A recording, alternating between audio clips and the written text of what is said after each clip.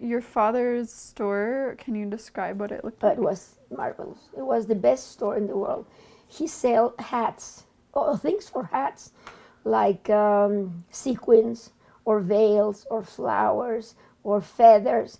So when I went there, I dressed up with all those things, and it was a marvelous store. For me, it was like paradise, like being in out of this world in Hollywood. Yeah, and he used to sell all those feathers and sequins to the Indian dancers, the people who dance in the streets, or to the burlesque girls.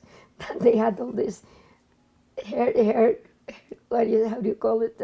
Headdress. Headdress.